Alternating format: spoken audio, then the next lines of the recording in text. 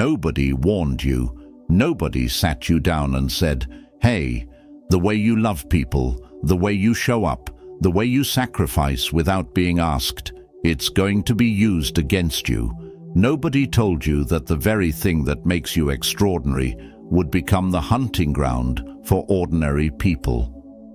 So you kept giving, kept covering for people who wouldn't cross the street for you, kept being the one who remembers birthdays, checks in after midnight, holds space for everyone's storms, while quietly drowning in your own. And somewhere between all that giving, you lost something you can't quite name. It wasn't money, it wasn't time, it was weight. The kind of weight that comes with being taken seriously. The gravity that makes people think twice before they speak to you carelessly. The silent electricity in a room that says, "This person is not to be played with." You lost your authority, not because you were weak, but because you were weaponized by your own warmth. Machiavelli didn't write The Prince for tyrants. He wrote it for the exhausted, for the ones who kept being good in a world that mistook goodness for an open door. He wrote, "A man who strives after goodness in all his acts is sure to come to ruin, since there are so many men who are not good." Read that again, slowly. He's not telling you to become evil. He's telling you something far more devastating, that your goodness surrounded by people who don't share it becomes a liability you didn't sign up for. You've felt this, haven't you? The moment you realized the person you moved mountains for couldn't even move their ego for you. The moment your loyalty became someone else's leverage. The moment your softness was passed around like a secret. Don't worry, they'll forgive you. That moment, that specific, silent, soul-crushing moment, Machiavelli already knew about it. 500 years before you lived it, he mapped it, he dissected it, and he left the cure written in ink that most people are too uncomfortable to read. This isn't a video about becoming cold. Cold people don't win either. This is about becoming calculated with your compassion, deliberate with your devotion, strategic with your soul, because you were never the problem. The problem was that you played a chess game with the heart of a poet, and nobody told you the board had different rules.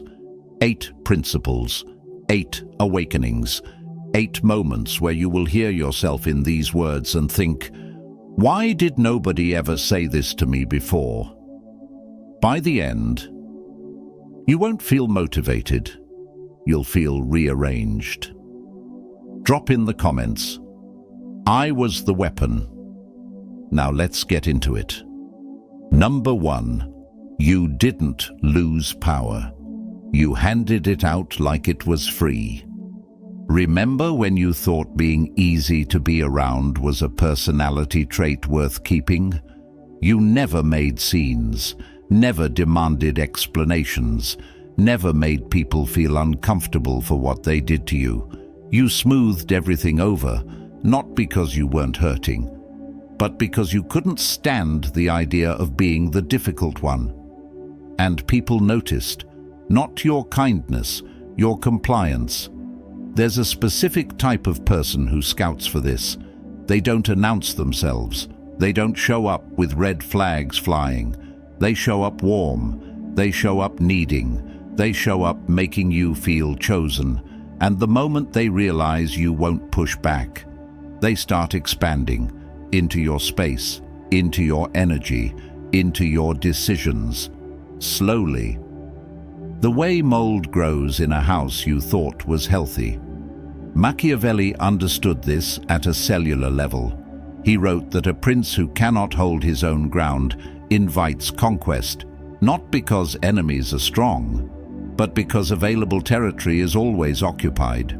You were available territory, not because you were foolish, because you were formed by a world that told you accommodation was a virtue, that the person who needs the least is the most lovable, that if you just stayed quiet, stayed soft, stayed endlessly patient, people would eventually see your value.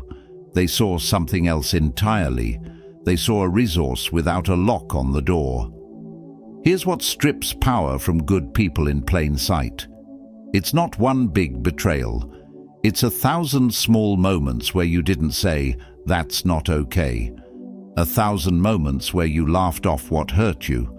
1,000 moments where you gave access to people who never earned entry.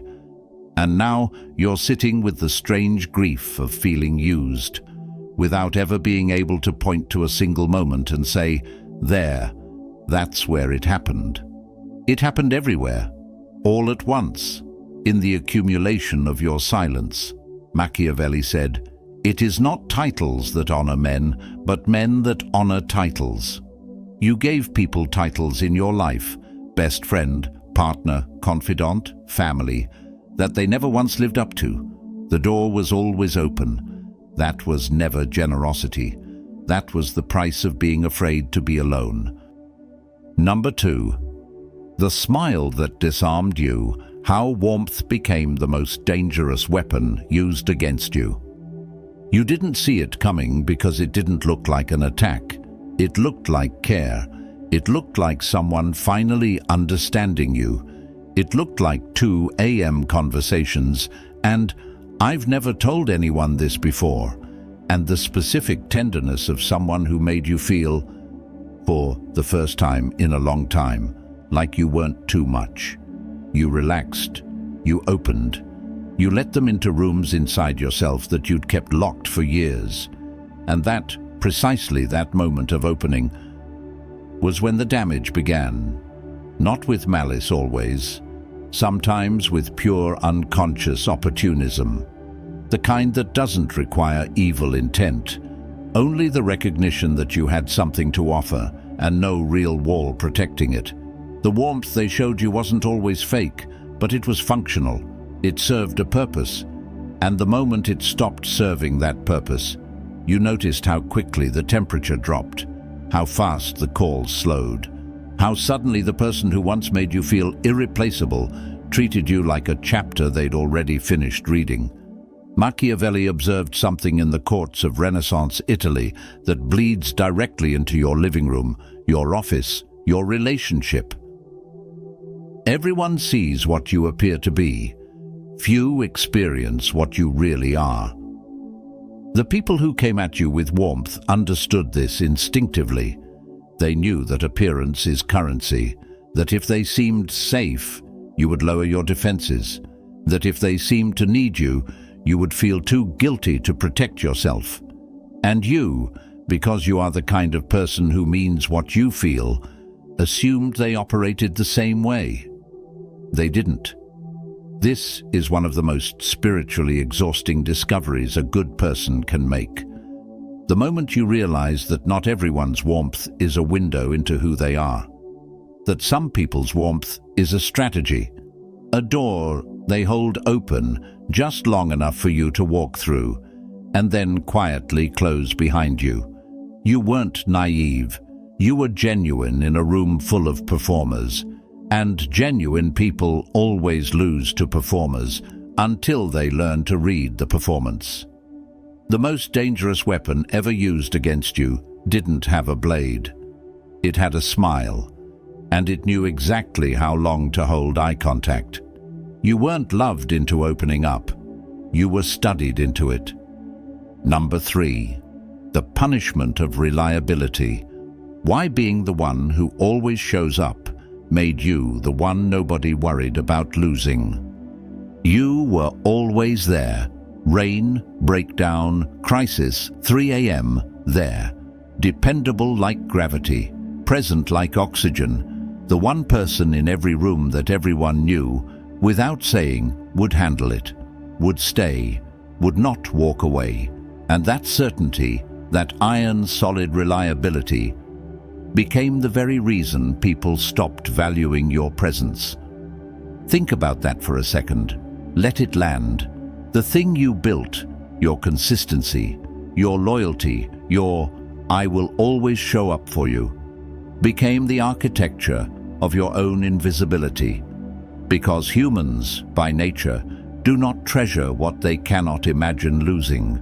We are creatures wired for scarcity. We chase what withdraws. We protect what threatens to leave. We fight for what feels uncertain. You were never uncertain. You were guaranteed, and guaranteed things don't get fought for.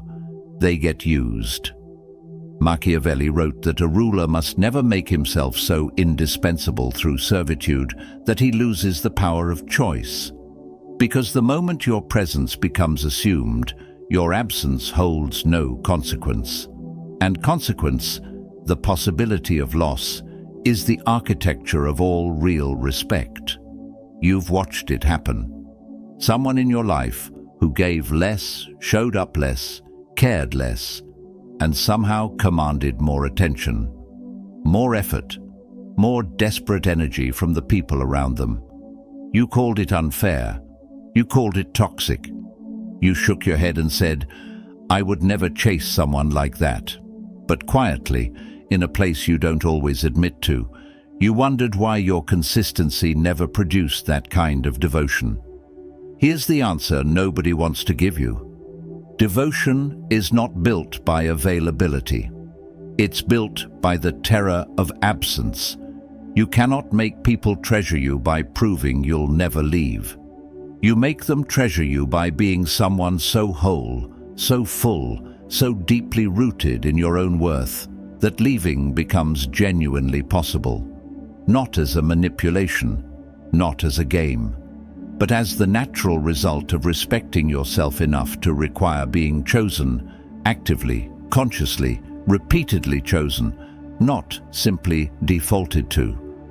Reliability is a beautiful quality, but reliability without boundaries isn't loyalty. It's a leash you put on yourself and handed them the end of. Number 4. The bleeding wound of over-explaining. Why justifying yourself destroyed your power before you even walked into the room. You felt the need to explain yourself. Not once, not occasionally, constantly, like there was a courtroom running permanently inside your chest, and you were always the one on trial. I didn't mean it like that. I just want you to understand where I'm coming from. I'm not trying to be difficult. I just feel that specific exhaustion of always needing to be understood before you could be respected, that frantic energy of tracing your own intentions back to their roots, trying to prove over and over again that you are not what they're accusing you of being. That, right there, is where your power was bleeding out. Not in the argument, not in the conflict, in the explanation. Every time you over-explained, you sent a signal so loud it didn't need words. I need your approval to feel secure in my own decision. And the people around you, consciously or not, learned that your choices could be challenged, that your boundaries could be negotiated, that if they pushed back hard enough, long enough, with enough emotional weight, you would fold, not because you were wrong, but because the discomfort of being misunderstood was more painful to you than abandoning what you knew was right. Machiavelli was merciless on this point. He wrote, "The one who adapts his policy to the times prospers, and likewise, the one who sets a course that does not suit the times will fail. But the deeper principle beneath this, the one that lives between the lines, is that a leader who requires consensus for every move has already surrendered leadership. Power does not explain itself. Water doesn't apologize for being wet. Fire doesn't justify its heat. And the person in any room who holds genuine authority, the quiet, immovable kind that makes people instinctively straighten their posture, does not walk in narrating their own intentions.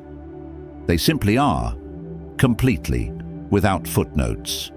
You were taught that explaining yourself was emotional intelligence, that walking people through your reasoning was respect, and in genuine mutual relationship trauma.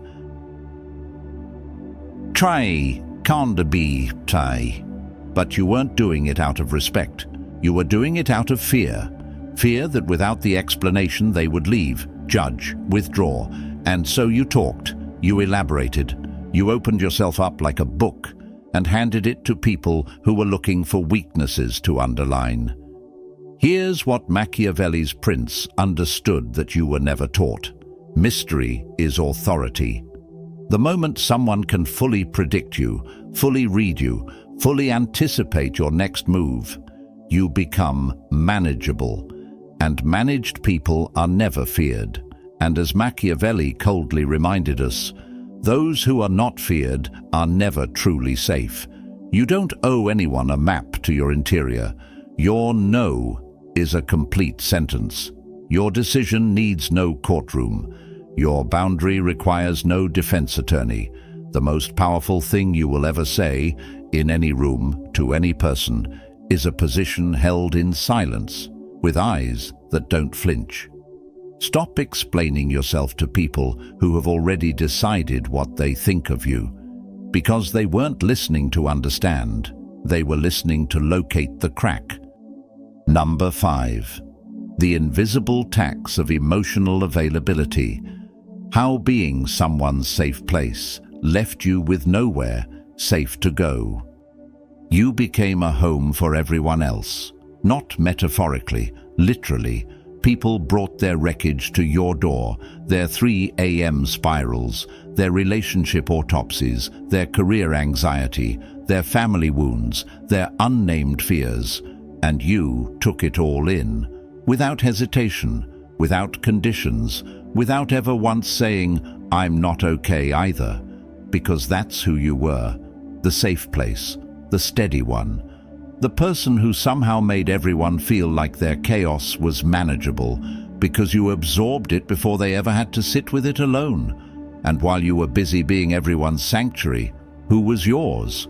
Nobody asked, and you never told them, because somewhere along the way you convinced yourself that needing was weakness, that the person who holds space for others doesn't get to take up space themselves, that your role, your value, was contingent on your capacity to carry. So you carried, and smiled while carrying, until one day you noticed something terrifying. You had become emotionally hollow, not numb, hollow, like a house that's been beautifully maintained for guests who never once asked if the walls were okay. Machiavelli wrote something that cut straight through this. A prince must have no other objective, no other thought, nor take up any profession but that of war.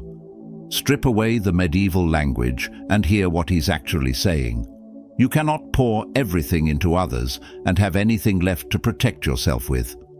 Emotional availability without reciprocity isn't generosity. It's self-erasure with a warm smile painted over it. The cruelest part?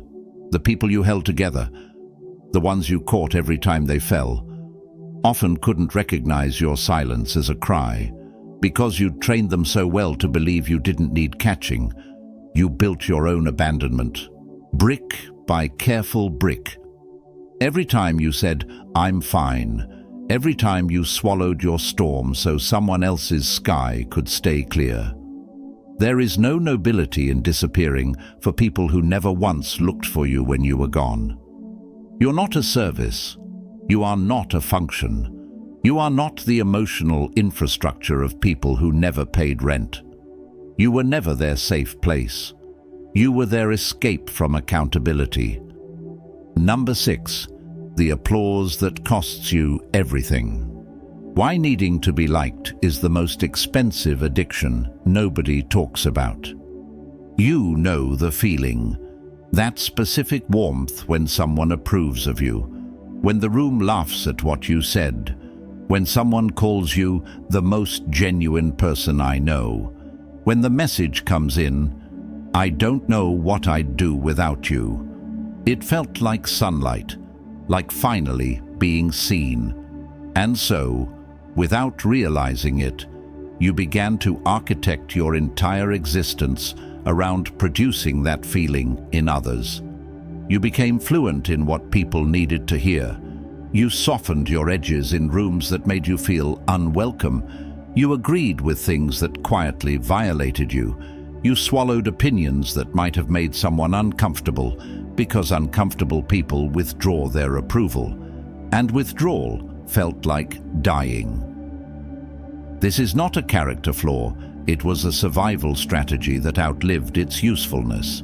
At some point, probably very early, you learned that being liked meant being safe.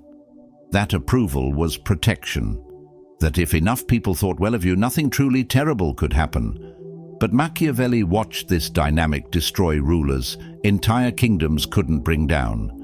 He wrote with surgical coldness, "It is much safer to be feared than loved, because love is held by a chain of obligation, which being broken at every opportunity for their own utility, is broken for the sake of one's own interest." Translation: people's love for you is conditional on what you provide them. The moment you stop providing, stop performing, stop accommodating, stop making yourself palatable, the love renegotiates its terms. And you felt this, didn't you? The moment you said no, genuinely, cleanly, without apology. And watched how quickly warmth transformed into distance. How fast "you're the most genuine person I know" became silence. How the person who claimed to love your authenticity suddenly grew cold the moment your authenticity became inconvenient. That wasn't love withdrawing. That was utility withdrawing. And the distinction should rearrange something inside you permanently. Needing to be liked keeps you in a perpetual audition for roles in other people's lives. Roles that get recast the moment you stop performing exactly as directed. You were never meant to be palatable to everyone. You were meant to be undeniable to the right ones. Stop shrinking yourself to fit into rooms that were never built for your full size. Number 7. The slow execution of your standards. How you let people negotiate your worth, down to nothing, one exception at a time. It didn't happen overnight. That's what makes this particular wound so difficult to treat, because you can't point to a single moment of collapse. There was no dramatic scene, no screaming ultimatum, no obvious line crossed, just a slow, almost imperceptible erosion. It started with one exception, just this once. They needed you, the timing was bad, you let it slide. Fine, understandable, human. Then the exception became a pattern. Then the pattern became the expectation. Then the expectation became so deeply embedded in the architecture of the relationship that enforcing your original standard would have felt, to them, like a sudden and unreasonable attack. And so you stayed quiet, again, because enforcing it now felt harder than it would have been at the beginning, and you were already exhausted. And part of you had started to wonder if maybe your standards were too high anyway. That thought, maybe my standards are too high, was not a moment of self-reflection. It was the moment someone else's comfort replaced your self-respect. Machiavelli watched this happen to principalities, entire governing structures dismantled not by enemy armies, but by the slow internal rot of compromised standards. He wrote, "The Romans, foreseeing trouble, dealt with it immediately and did not wait for it to grow, because they knew that waiting makes difficulties increase. Every standard you let slide was a difficulty you chose to wait on. And it grew, silently, in the space between what you said you deserved and what you actually accepted. Here's what nobody tells you about standards. They are not walls you build to keep people out. They are mirrors that reflect back to people exactly how seriously you take yourself. And when you negotiated yours down, one exception, one silence, one swallowed objection at a time, you were not showing flexibility. You were showing people the floor of your self-worth, and they built their behavior on that floor. Think about the relationships in your life where you gave the most exceptions, where you were the most accommodating, where you bent the most rules you set for yourself. Now ask, were those the relationships where you were treated best or worst? The answer is already living in your body. Because here is the brutal geometry of human dynamics that Machiavelli understood and sentiment refuses to acknowledge. People do not rise to meet lowered standards. They sink into them. They get comfortable in the space you've created by shrinking. They spread into the room you vacated by retreating. You taught every person in your life how to treat you, not with a speech, not with a list of rules, but with every exception you made. Every time you let something pass that violated what you privately knew you deserved. The renegotiation starts now, not with an announcement, not with a confrontation, with a quiet, immovable, unsmiling decision to never again bargain with your own baseline. Your standards were never too high. The people were just too comfortable with you having none. Number 8. The final lie of patience. Why waiting for people to recognize your value is the longest war you'll ever lose. You waited. God, you waited. You waited for them to notice, to appreciate, to finally see what was standing right in front of them and treat it with the care it deserved. You told yourself it was patience. You called it loyalty. You dressed it up in the language of faith and long-term thinking. But somewhere underneath all that waiting, in the part of you that only speaks at 3 a.m., you knew. You knew they saw you. They simply chose, repeatedly and deliberately, not to act on what they saw. Because, why would they? You were still there, still giving, still holding the door open with both hands while they leisurely decided whether or not to walk through. Waiting for recognition from people who benefit from your invisibility is not patience. It is the longest, quietest form of self-abandonment. Machiavelli, who spent years in political exile waiting for Florence to recognize what it had expelled, wrote from a place of devastated wisdom, "Whosoever desires constant success must change his conduct with the times." He didn't wait for the times to honor him. He wrote "The Prince." He changed his conduct. He stopped performing loyalty to a city that had imprisoned him and started building something that would outlast everyone who overlooked him. What are you building while you wait? Because here is the truth that will either free you or break you open. The people who cannot see your value right now will not suddenly develop the vision. Familiarity does not breed appreciation. It breeds assumptions.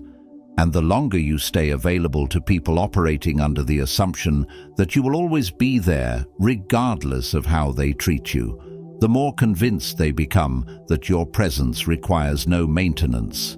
You have spent years being a masterpiece, hanging in a room full of people who never learned to look at art. The answer is not to wait for them to develop taste. The answer is to move rooms, not in anger, not in dramatic exit, but in the calm, sovereign understanding that your value does not require an audience to authenticate it, that the right people will not need convincing. That recognition, real recognition, feels nothing like relief. It feels like arrival. Stop waiting to be discovered by people who lost you on purpose.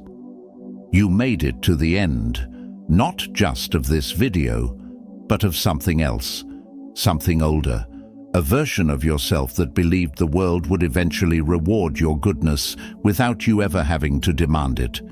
A version that kept giving without receipts, that kept loving without armor, that kept waiting at doors that were never going to open from the other side. That version of you wasn't weak. That version of you was extraordinary, placed in the wrong rooms, with the wrong people, armed with the wrong map. Machiavelli didn't write The Prince to create monsters. He wrote it for people who had already been devoured by them, so that next time they would walk into the room differently, Not colder, not harder, but awake.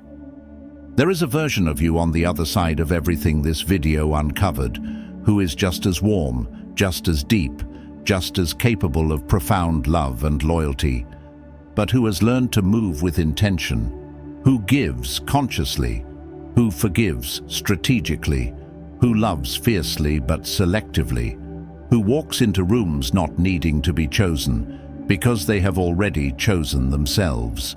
That version isn't a fantasy. It's what you become the moment you decide that your goodness is a gift, not a given, that your presence is a privilege, not a guarantee, that your heart is not a public resource, it is sacred territory with a locked gate and a standard for entry. You were never too much. You were simply too available to people who were never enough. Machiavelli's final truth, the one beneath all the strategy and all the politics, is devastatingly simple.